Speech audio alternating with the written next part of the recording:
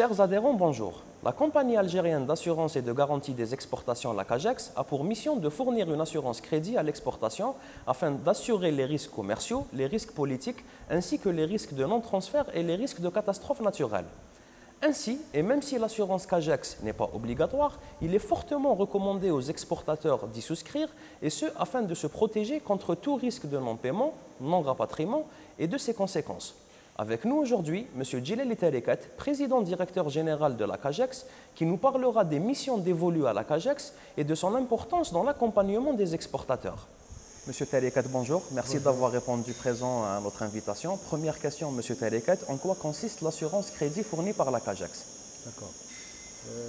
Merci beaucoup d'abord pour votre invitation. Merci à vous.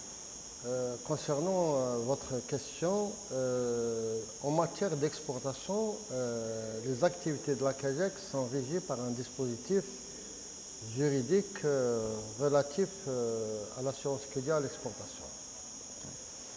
Ce dispositif confie des missions à la CAGEX en la matière pour garantir les créances nées sur l'étranger, c'est-à-dire les non-paiements par les acheteurs étrangers pour différentes raisons. Le dispositif énonce deux principaux risques. C'est le risque acheteur privé, ce qu'on appelle le risque commercial.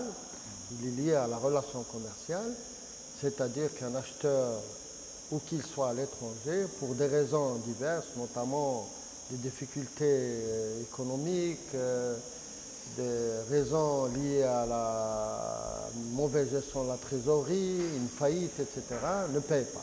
Alors à ce moment-là, c'est la CAGEX qui vient au secours de l'exportateur pour l'indemniser.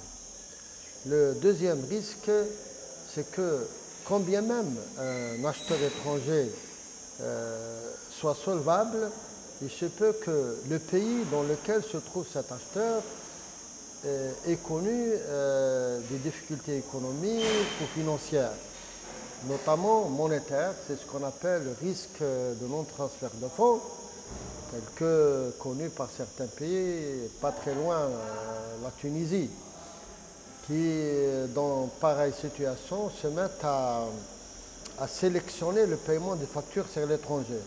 Donc à ce moment-là, le risque n'est pas sur l'acheteur lui-même, mais sur le pays. C'est ce qu'on appelle le risque politique. Voilà. Donc, tout compte fait, la CAGEX est chargée d'assurer à l'exportateur les risques commerciaux sur un acheteur privé, c'est commercial, mais en même temps, lorsque dans le pays où se trouve cet acheteur, il y ait des difficultés économiques, des crises politiques, un changement de réglementation, etc., qui aurait empêché ou retardé le paiement de la créance de l'exportateur algérien.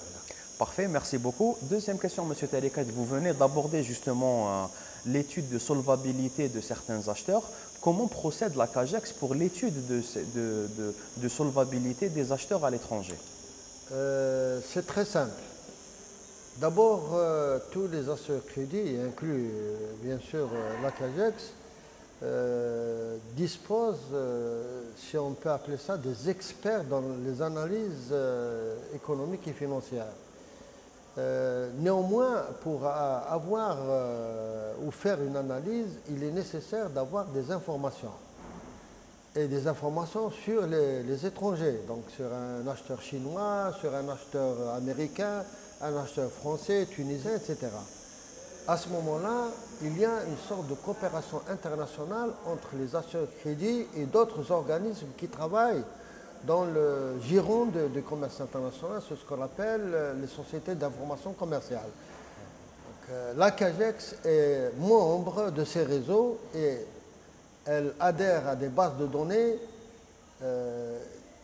payantes plutôt, et à ce moment-là, on peut disposer d'une information sur un acheteur où qu'il soit dans le monde en temps réel, souvent, mais si l'information en temps réel n'est pas disponible, il suffit donc de commander à la base de données et l'information sera donnée dans les environs d'une semaine.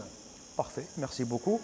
Beaucoup d'adhérents se posent la question, combien coûte la garantie offerte par la CAGEX et comment se calculent les primes? Très bien. À l'instar des autres assureurs crédits dans le monde, hein, il y a toujours une technique et des paramètres dans la formation des prix. Pour ce qui concerne l'assurance crédit à l'exportation, nous avons plusieurs paramètres.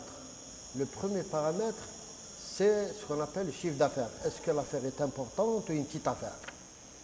Donc, suivant que l'affaire est importante ou une petite affaire, il y a une partie du taux qui va être déterminée. Une partie, je dis bien du taux final. Hein. Maintenant, il y a ce qu'on appelle en plus la qualité de l'acheteur. À qui on a affaire? Si on a affaire à un acheteur à l'étranger qui est connu, notoirement, qui est noté dans les bases de données, etc., ou un simple acheteur ordinaire ou un acheteur qui est inconnu. Donc là aussi, il y a une deuxième partie de prix qui va être définie en fonction de la qualité de l'acheteur.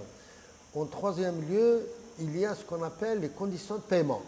Bien entendu, quand on va à l'étranger, il y a plusieurs modalités de paiement. Il y a ce qu'on appelle la lettre de crédit, il y a la remise documentaire, il y a le transfert libre.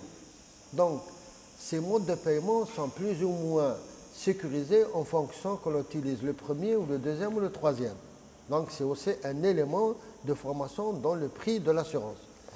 En quatrième, il y a ce qu'on appelle le délai de paiement. Bien entendu, si on vend à quelqu'un à 10 jours ou un mois, ou qu'on vend à quelqu'un à 1 an, voire à 2 ans, voire 3 ans, le prix sera différent. Donc, c'est aussi une composante du prix. Ensuite, il y a le pays dans lequel se trouve l'acheteur. Il influence. Donc, c'est aussi un autre élément qui va définir le prix final. Donc, c'est en fonction de ces paramètres minutieusement évalués qu'on va déterminer le taux final qu'on va appliquer à une exportation ou à plusieurs exportations. Parce que, en pareil cas, il peut y avoir à tarifer ou à fixer le prix pour une exportation seulement, soit dans le cadre de l'année pour une multitude d'exportations où on aura ce qu'on appelle une prime forfaitaire à payer par l'exportateur sur 10, 20, 30, 40 ou 50 exportations. Parfait, c'est plus clair, merci beaucoup. Concernant, là j'aborde un autre sujet, c'est l'assistance au recouvrement. La CAGEX accompagne les exportateurs pour la partie recouvrement. En quoi cela consiste-t-il exactement, monsieur Très bien. Il y a deux volets. Hein. D'abord, il faut savoir qu'en Algérie, l'assurance CAGEX n'est pas obligatoire. Voilà. À ce moment-là, il y a beaucoup d'exportateurs qui ont réalisé des opérations sans prendre soin de prendre l'assurance. Dans ces conditions, ces exportateurs qui auraient connu des impayés, donc qui n'ont pas pu rapatrier leur argent, vont recourir à la CAGEX pour ce qu'on appelle effectuer une opération de recouvrement. C'est très simple également, c'est comme l'information.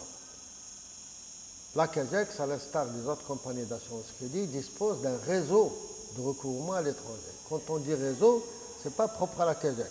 Nous avons nos partenaires. Si on part de la Tunisie, il y a l'assureur crédit tunisien. La France, l'assureur crédit français ou européen. À ce moment-là, il y a des échanges. Quand on a un recouvrement à faire à l'étranger, on va s'adresser à notre correspondant ou à notre partenaire à l'étranger qui va faire le travail pour notre compte, rémunéré.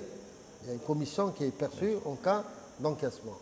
Lorsqu'il s'agit de recouvrement qui doit être fait par les étrangers en Algérie, la CAGEX opère le recouvrement moyennant également un prix, une rémunération, ce qu'on appelle une commission. Donc il n'y a pas de secret, on travaille par correspondant ou par partenaire interposé. Et c'est la meilleure manière de travailler parce que dans chaque pays où il y a un impayé, il y a ce qu'on appelle des professionnels qui vont faire le travail pour votre compte. Et bien entendu, ça crée également une émulation parce que le travail est rémunéré, le travail enrichit les uns et les autres dans le cadre des exportations. L'autre volet, parce que je dis qu'il y a deux volets, maintenant la CAGEX fait le recouvrement pour ses propres clients. Et pour son compte également, parce que quand quelqu'un assuré, un exportateur assuré qui n'a pas rapatrié, la CAGEX va l'indemniser, c'est-à-dire va lui donner un chèque. Après l'indemnisation, la CAGEX devient propriétaire de la créance. Exactement. Donc elle va essayer de récupérer. Et elle va procéder de la même façon. Par partenaire interposé, elle va confier le dossier à un partenaire où se trouve le débiteur là. Il fait le travail et généralement, bon, il y a des taux de satisfaction, il y a des taux d'échec, c'est comme ça. règle du commerce international, c'est que ça peut réussir, ça peut ne pas réussir. Hein, on a des succès et des échecs en même temps. Parfait, merci beaucoup. Nous touchons à la fin de l'interview. Dernière question, si vous me le permettez. Oui. Quel conseil donneriez-vous justement aux exportateurs? Aux primo-exportateurs. Aux primo-exportateurs, exactement. C'est de s'adresser à la Cagex. Que faut-il faire? S'adresser à la Cagex. Le meilleur conseil, c'est que hein, la Cagex se trouve à Del Ibrahim. Il y a un site web, c'est très important, de la Cagex.